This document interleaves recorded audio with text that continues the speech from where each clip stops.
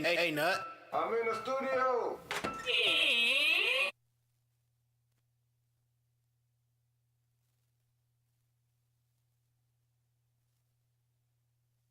You're now connected to Chucky.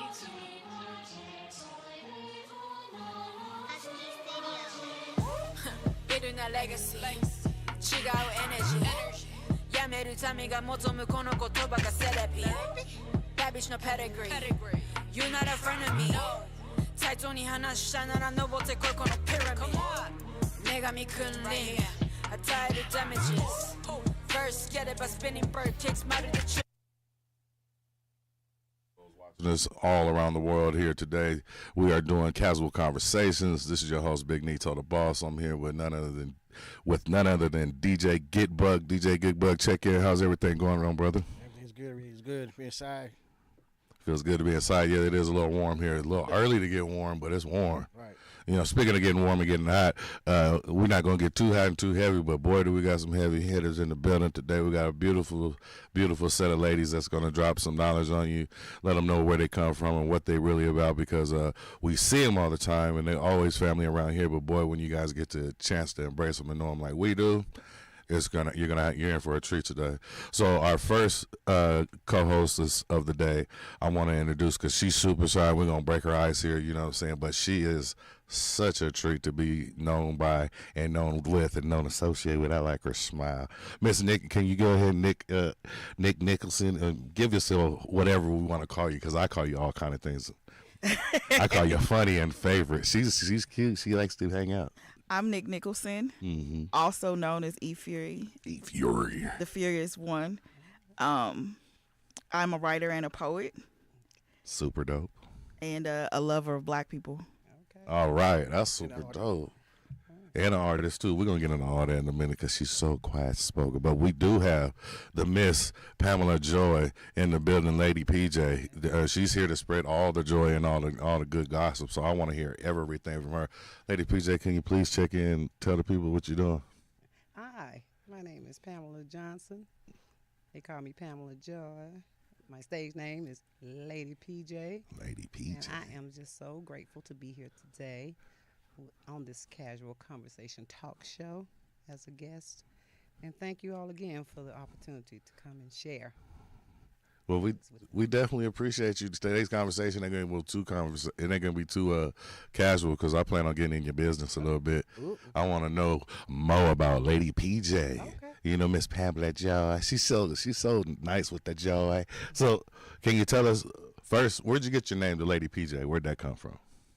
Well, when I went on the road in music in the late 90s, I first went on the road with Marvin Cease as a assistant manager, marketing / backup singer. How you get a job with the candy liquor? Well, You know what I'm saying? You get a job with the candy liquor. Hold on now. I was actually at a show in Anniston, Alabama, and he was performing, and so I told his bass guitar player. I knew his bass guitar player from Atlanta. Okay. Because his mom was a patient of mine, because I'm a nurse, and I used to do home health, so nursing. And I told Arthur, his name is Arthur Cooper, who he used to play for Joe Simon for about 15 years. He was a bass guitar player. So I said, I want to meet Marvin, just like that. I said, I would like to go on the road with y'all. And he was like, you for real? He said, because I know you sing. And I was like, yeah. So I went back. He took me backstage to the dressing room. And I told Marvin Cease, I said, I want to go on the road with you. I've always loved your music. And he said, can you sing? And I said, just a little bit. And he was like, okay, well, let me see what you can do. So I bust out singing, I think I sang Precious Lord or something like that. Mm-hmm. And then he said, I'll tell you what. He said, we're going to be in the studio in Atlanta Tuesday. If you serious about going on the road with me, he said, show up at the studio Tuesday and let me know. Because they were in there doing Please Take Me, I believe, at the time, his song. And so, yeah, Tuesday came, I got in my little Jeep Wrangler, and I was only like an hour and a half from Atlanta, living in Anniston, Alabama. And I went on to the studio, showed up. He said, so you are serious, aren't you? And I told him, I said, yeah, I'm serious. So He said, well, I'll give you a chance if you serious now. Get on that mic and show me you can do a little something. So he put me on the mic. And then at the time, Sir Charles Jones was on the road with him. Right on. Backing him up. He was rather young. He lived in Birmingham, Alabama. I lived in Anniston, which is not that terribly far from each other. And so I went on the road with him. You know, he told me where, if I could pick Sir Charles, you know, go through Birmingham, pick him up, scoop him up, and we can come together to meet him. And that's how I got on the road with Marvin. That's awesome. Yeah. I want to bring it back a little more. What got you into becoming a singer? You say you're a nurse, so Yeah, what my profession. What influenced you to decide, okay, this is what I want to do as become a singer? Well, I started singing as a child. Mhm. At like 6 years old, 7 years old. My mom was formerly in a gospel group, and we had a gospel group growing up called the Davenport family. Gone. The Davenport. My mom played piano. My oldest sister played piano, and then my sister next to me, she's 2 years older than me and my baby sister. Even though my baby sister really has never been known as a singer, she used to be more like the lip zinker. She lip synced, you know. But we had a gospel group, and we had anniversaries, and we would go, you know, and sing at different churches and different anniversaries and stuff. And then I started playing piano for my church when I was about 12, I would say, and sing. And singing is all in my family on my mom and my daddy's side. Singers, musicians. So that's how I got started, you know, singing and I did my first play called Patty Cake when I was 6 years old in the first grade. Okay. And so over the years, you know, we would have our church choir would have different gospel competitions. And we would go to different, I grew up Pentecostal, and so we would have different church competitions, and sometimes we would win. My home church in Ashland, Alabama. I was just about to ask where you originally from. I was born actually in Ashland, Alabama, but I was raised in Lineville, Alabama. Okay. And so that's how we all got started in singing. You know. So how many is it of you? Your siblings all together? Because you said sister and sister. Yeah. How many? Well, I have a brother, oldest brother, and then I have another brother. See, Harold, Earl, and then my oldest sister, Shaquita, and then there's Deborah, and then there's me, and my baby sister, Connie. All right. So, and they all somewhat, you said, do they all musically inclined somewhat, right? Well, everybody pretty much Well, is. because I'm getting to the point where I want to know, like, because I know there had to be some hate somewhere, because if you were the one that made it, like, on the road and going on tour, I know somebody was like, take me, and then somebody was like, I want tickets, and then somebody was, like, was it like a Braxton? What was it? Was you the one to be like, come on? Well, I think I was just the more outspoken, more bold with it. But did they support you? Like, what was the Not support really. system? Why not? I don't think my sisters thought I was talented enough, so to speak, because my sister Deborah actually could sing a lot better than me. And my mom, they were like sopranos. And so I was like, I had to kind of like find myself, but I found myself being a high alto, you Right, know, but but I did, you know, and then, you know, growing up in a small town, when you're talking about going out on the road and being around, working with celebrities and, you know, like I grew up, small town Alabama, it's just kind of Look down on, really. looked down, but far-fetched. You know, they don't, sometimes people don't see themselves doing that type of stuff in that world. They only see it on TV. It's like make-believe, Right. you know, for you. Right. So, you know, They couldn't imagine it, is what you're saying. right, you know. So really, so when you come from Alabama and you're trying to do something that big, it's hard for them to imagine. So that's why you feel like they didn't support, because they couldn't imagine it happening. I believe so. And sometimes I feel like maybe they didn't think I had the talent, you know, enough, because it has been said to me, but I never took it to heart, you know, because sometimes outside people or outsiders can see the talent more than your close-knit people or family members, you know. Do you think they were ever happy for you, though? Like, genuinely? I've never really been congratulated or called and said, you know, anything. My brother, Harold, my dad's son, when I did the Louis Armstrong play that just ended February, well, we did our opening premiere. He did hit me up on Facebook, And he was like, proud of you, sis. You know, you doing your thing. That's dope. You know, so, and That's I didn't dope. even grow up with him. But I'm talking about my immediate siblings. Right. No, but my sons over the years have all been very supportive of me. That's super all dope. 4 of my grown sons. Right. Has any of your siblings ever came to you for advice or asked to come along with your travels? Excuse me. No, because they all were doing their own thing. You know what I'm saying? Working jobs, raising kids. Like I said, I left home at 17. I went into the Navy when I graduated from high school, military, and then I got married at 19. That's when I moved to Atlanta. Okay. So my first husband, he actually was the one that got me into modeling. When I went to Atlanta, you know, he said, "You should be a model." I was like, "Oh, okay." So we did a portfolio. You know, he paid for it, and I was on with like the 3 top modeling agencies at one time in Atlanta. Amazing. Yeah, the That People puts you Store, the Mark Burnett company, the People Store, Mark Burnett, and Serendipity. It was like the top 3 agencies back in the late 80s. And that's how I got cast to be in the movie Living Large when I played the principal role, Miss Hempstead, from my first husband, because he was going to Georgia State at the time. He was a GSU player, so he used to do a lot of theater and stuff. And he was working on that movie set. And the director, Michael Schultz, who directed Car Wash. Okay. Yeah, he's still living. That's dope. He showed him my headshot, and he called me. I was on my job, and my first husband, he was like, "Well, you need to come and audition." And I was like, "For what?" He was like, "For this movie, a principal role." So I said, "Okay, how am I gonna leave my job?" And he said, "Just tell him something, you know." So I did. I'm sorry to interrupt you, but that was okay. something I really wanted to ask you about too, because you say you're a nurse, Now, and I wanted to know how you, like, what does that look like? What I'm saying is, like, what do the years look like? Because being a nurse is stable. You know, you have your hours and you go, and then like with being an actress, being a model, you know. well, you gotta understand, I modeled in the late '80s, early '90s. Okay. Okay, I didn't go to nursing school until 1998. Okay. See, and the reason why I after I got married and I started having children, and I didn't have no support, you know, to Yeah, I hear stay in acting and doing the stuff that I wanted to do as far as with my kids. I was always having to hire nannies or babysitters because like I said, my family just wasn't there. And then they lived in other states and everything. So I could call you so many things right now, family.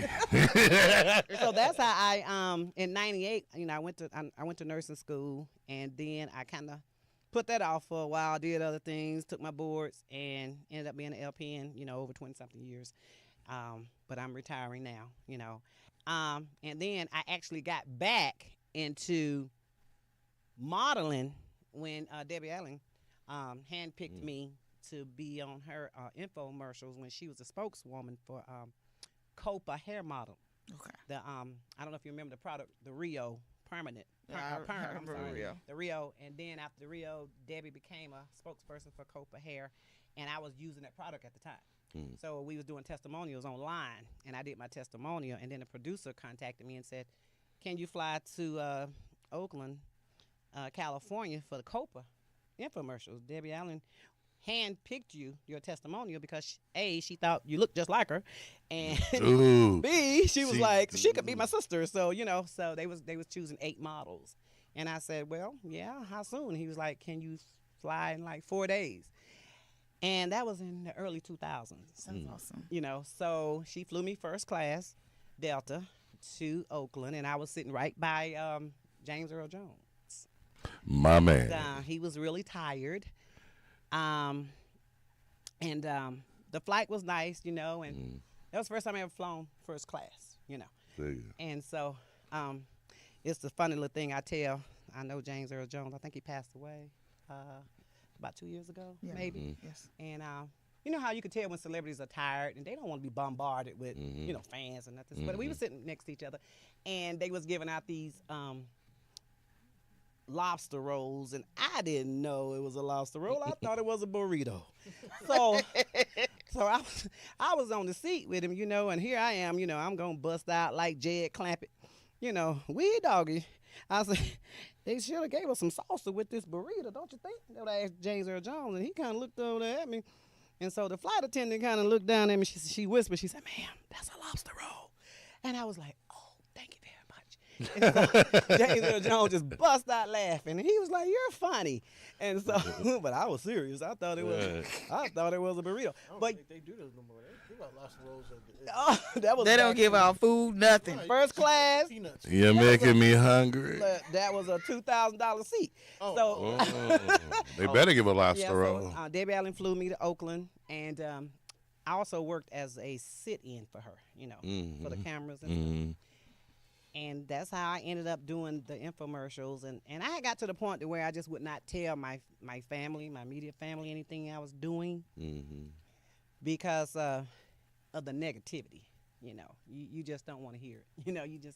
So now I'm Was there like a threshold, like a build up to the negativity, or is it just something that, unfortunately, like sometimes you have those family members that always be on that BS. You know what I mean? Yeah.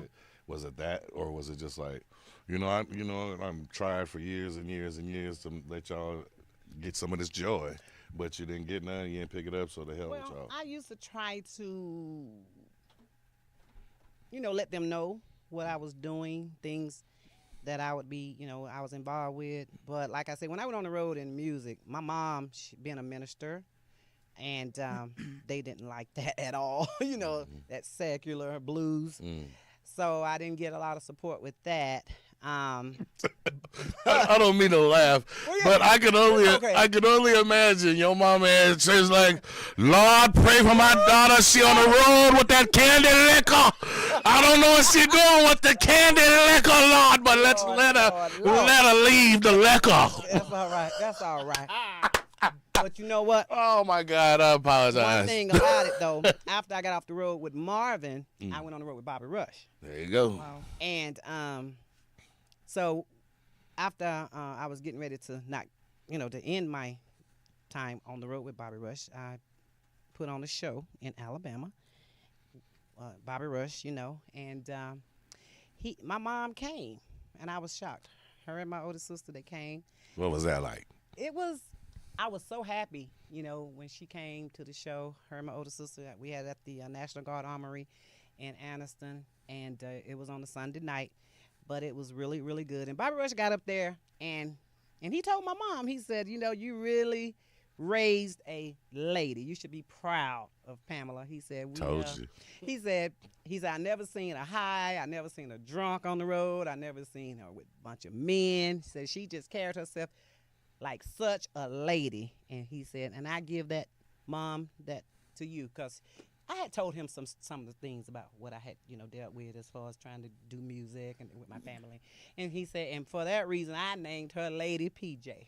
There and it that's is. how I got my name, my stage name. Look at that. The biggest achievement, being on the road and just being, a singer. What's your biggest achievement? What? Before we go there, I wanted to say just a little thing, especially with you. Are you still Pentecostal? Well, I'm spiritual. Okay, I'm here. Okay, you know what I'm saying? I don't really do religion. Okay, I hear you. I believe that God, sent Jesus for our sins and we died, and I believe I'm saved and all that. But I'm not a religious person. I'm There we spiritual. go. So the reason why I said that is because Jesus was least respected at home with his own family. Yeah, usually. You know what I mean? Everybody else was like, oh, this is the one. But his own siblings. Yeah, a lot of the times that happened. But I think for me, it just kind of pushed me into continuing. I don't have anything to prove to anyone. It's something that I've always wanted to do for me because I was always told that I could. And I had an opportunity to be a billboard model for Nike. And my ex-husband wouldn't let me do it. They had chose me. And he was like, no, we had just moved to Missouri, and they was wanting me to come back to Atlanta. And my agency, they dropped me because he wouldn't let me come back for that. And it was paying me like thousands of dollars, But anyway, I just know that things happen for a reason, And so now everything is coming back around full circle. For He didn't want the whole world to have a piece of that joy. He was like, no, that's my joy. It's my son and sunshine. He ain't singing that now. But at the same time, we have 3 sons together, you know, and they're beautiful. And all of them are they're very smart, articulate, you know, and artists as well. So out of your 4, you said you have 4 altogether, right? 4 total, yeah. Total. Is there anyone in particular that you see more of yourself in than the other? Are you saying that my sons? Yeah, as far as like a trait in your sons that you do see, you like, identify with one of them more than the others? they're like, you know what, all them, that's my boy. You know what I'm saying? He acting like me today. He ain't acting like his daddy. My 37-year-old. Yeah, Okay. pretty much that Leo. Yeah, Jermaine. But as far as the artist side, my oldest son, like I said, he played 8 instruments. He has a degree. He went to Wright State University. He's a Q. And he has the awesome TUSO, the Awesome School of Works. And he's worked on, a couple things. He worked with Andre 3000 in Atlanta at the Alliance Theater. He did Class of 3000, the musical. Okay. When they had, he did 47 shows. He's the one that I can call on when I have any questions about theater, any type of entertainment, business, anything I need to know. My son, Allure the Writer, that's the one I told you his record, his album is out. He wrote, produced himself. He got 7 songs on there. It's called Change Yourself. And like I said, my whole family is musically inclined. We get it from my mom's side and my dad's side. Okay, so my mom's side of the family, Av and Ailey dancers and people like that. My dad's side of the family, I have a cousin, Ariane Davenport. She used to dance with Tank. Then my cousin Marlon McLean. He's the lead guitar player for Dad's band. Okay. He was with the group Pleasure back in the day. Okay. Remember Glide? Okay, those are my kinfolk. I mess with all that. And then Larry Ackles, Chocolate Buttermilk Band.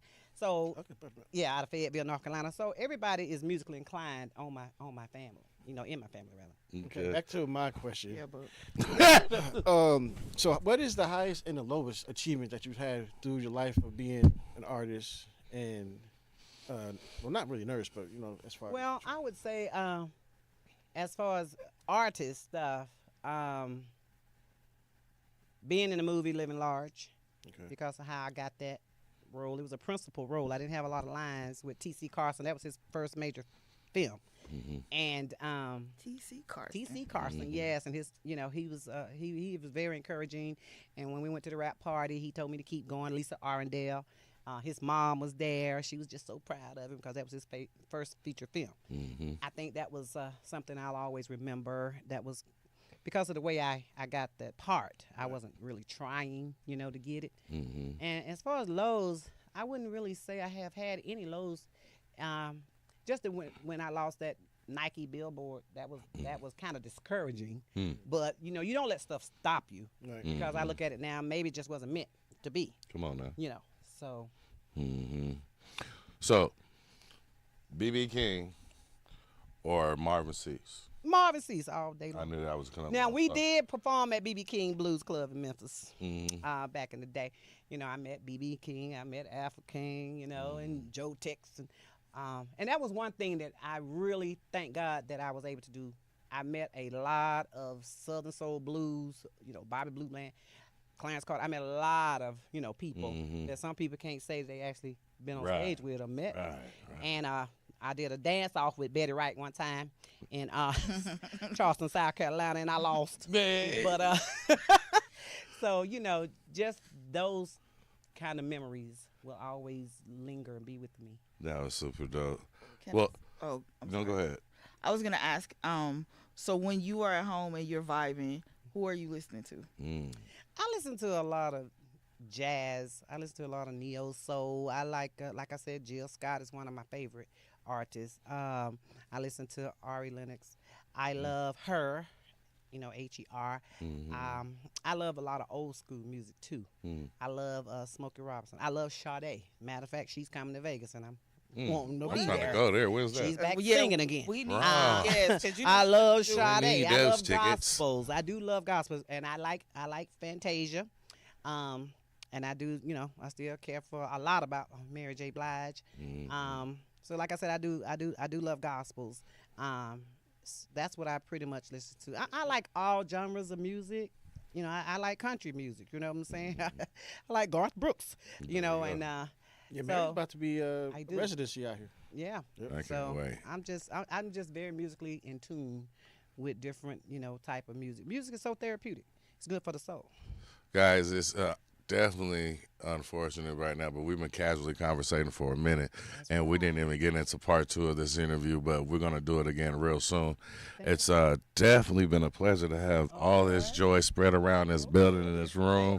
All the questions that she answered. I hope we didn't get too personal. We was all in your business. Not too personal. And I know your family members are going to be like, the fat boy, he just got something to say. Yeah, y'all cold-blooded, man. You know, send a nigga a business card or something. You know, a Christmas card, business card, a gift card. Okay. You know, some kind of support. People need to do things from their heart, and they need to mean it. They do. And I'd rather you not do it or say it if you don't Hey, mean it. I believe that's right, because I tell people all the time, They don't do it with a. if God take me up out of here anytime soon, don't let that person come to my funeral. Don't be coming up here. You ain't They calling. list because I'm petty. Yeah, I'm gonna be like, look through my call list. If I ain't seen it, no, they don't belong here. You know what I'm saying? That's But what I'm about. Genuine, you know, be genuine with what you do and Absolutely. how you feel. I'd rather know that I have my 4 sons and all my grandkids and people like you all. You know, I do have some cousins that are very supportive of me, that's what's up. especially this last play I just did with Louis Armstrong. I'd rather know that who's really in my corner. I don't believe in that let your hater be your motivator. Not really for me. I let people that love me motivate me. Show us to be in a wonderful world. That's right. Freaking ass. All right, before we get out of here, Nikki, can you tell us where we're going to see you again? Because we definitely need to get you back here. She is not a spare tire. She is a full-on Vogue. She is, we have to talk about I want to hear about the poetry. I want to hear about E-Fury. I want to hear about all that. So can you just remind the people where they can tap in with you before we tap in with you again? You can catch me at Artist Nick at Instagram.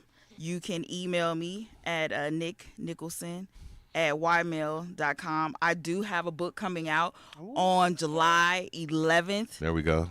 I'm having a book release party at the West Las Vegas Art Center. I want mine signed. I want to be there. So I hope you guys will all come out and support. What's the name of the book? It's called Everyone for Themselves. It's a polyamorous novel. Okay. So I'm really excited about it. Yeah. And I would love your support. Yeah. Let's support Got that. sis. And Lady PJ? Hey, all right.